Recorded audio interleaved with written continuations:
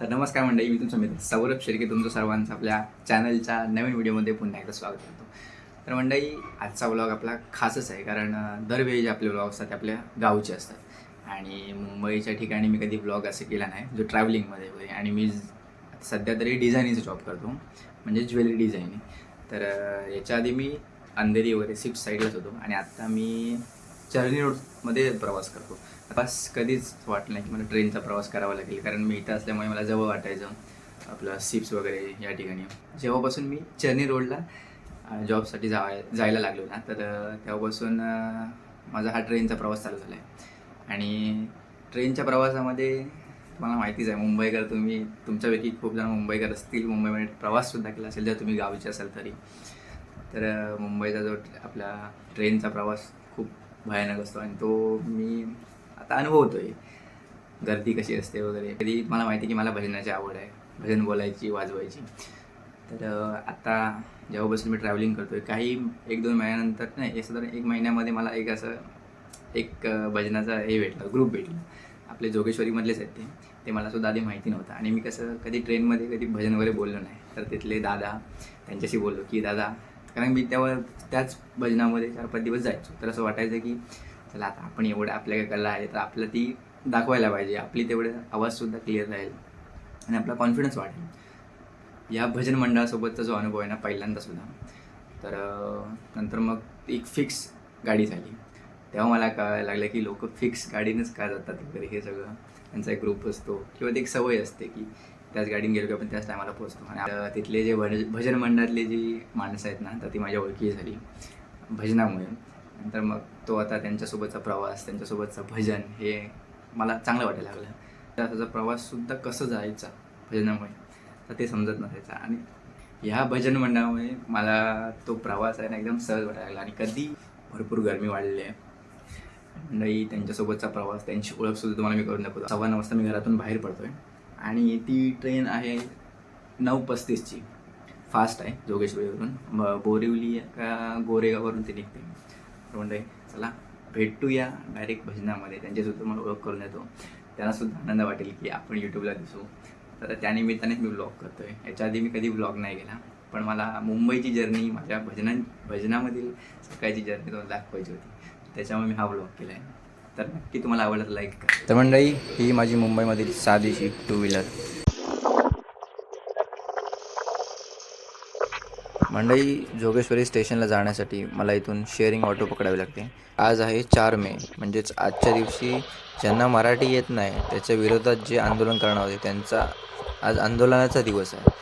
पण तसंही सर्व रिक्षा म्हणजे येतच होत्या, कुठे रिक्षांची कमी नव्हती. नेहमीसारखंच आजसुद्धा रिक्षासाठी लाईनमध्ये उभा आहे मी. 15 मिनिटांमध्ये मी येऊन पोचलो आपल्या जोगेश्वरी रेल्वे स्टेशनला. ज्या भजन मंडळासोबत मी दररोज आपल्या लोकलचा प्रवास करतो, जोगेश्वरीपासून चर्नी रोडपर्यंतचा, तर त्या भजन मंडळाचं नाव आहे गुरुमाऊली रेल्वे भजन मंडळ. हे आमच्या भजनातले बंडूबुवा जे टपली वाजवतात. हे खास टपली वादक आहेत. हे आमचे मानेबुवा, हे आमचे संदीप दादा. दादाच्याच याच्याने मी पहिल्यांदा भजनामध्ये बोललो, कारण का मला आधी माहिती नव्हतं, भजनामध्ये कधी बोललोच नाही. हे आमचे खास शिंदे सरकार. हा मंडळी, भजन मंडळातील सर्वच माझ्या चांगले ओळखीचे आहेत, पण त्यामध्ये एक खास दादा म्हणजेच वैभव दादा आणि संदीप दादा, आणि हे आपले शिंदे बुवा. तर आज वैभव दादा खूप दिवस म्हणजे 10-15 दिवस नाही आहे तो गावी असल्यामुळे, तर त्याची ओळख मी आपल्या व्हिडिओमध्ये नाही करू शकलो, पण तो सुद्धा माझा खास आहे. हो, तुम्हाला लग्नाच्या वाढदिवसाच्या हार्दिक शुभेच्छा ॲडव्हान्समध्ये. आणि तुमच्या पण वाढदिवसाच्या हार्दिक शुभेच्छा. हे आहेत आपल्या भजन मंडळातील रमेश बुवा. नेहमीच आपली लोकल म्हणजे 10:35ची लोकल ही 15 मिनटं तरी लेट असतेच. समोर भेटते हे कोंडरे बुवा. आपल्या भजन मंडळामध्ये ॲडव्होकेट काकासुद्धा असतात, तर कधी कधी ते भजनात असतात या लोकलमध्ये आमच्यासोबत. हे आमचे गुरव बुवा.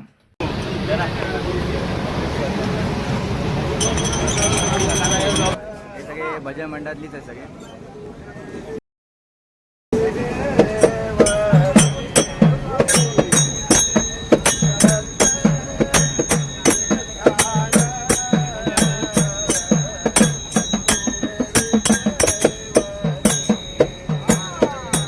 करते ध्यान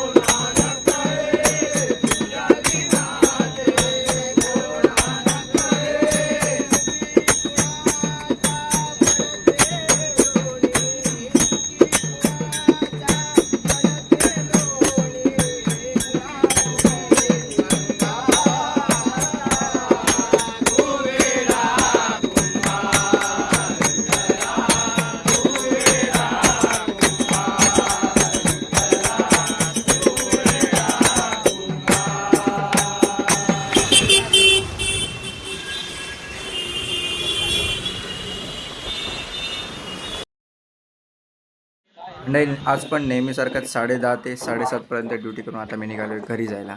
नवीन जॉबला लागल्यापासून म्हणजेच मी चर्नी रोडला नवीन जॉबसाठी आल्यापासून मला खूप सारे भजन मंडळ भेटायचे.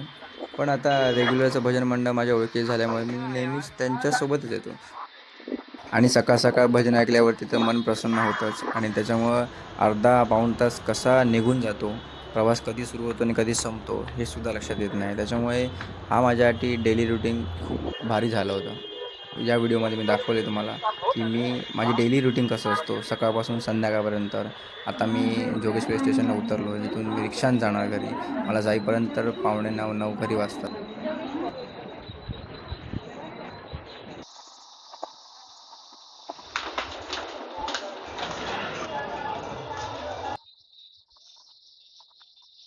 मंडळी, हा पूर्ण व्हिडिओ तुम्हाला कसा वाटला नक्की मला कमेंटमध्ये सांगा. व्हिडिओ आवडला तर लाईक करा, नवीन असेल तर चॅनलला सबस्क्राईब करायला विसरू नका.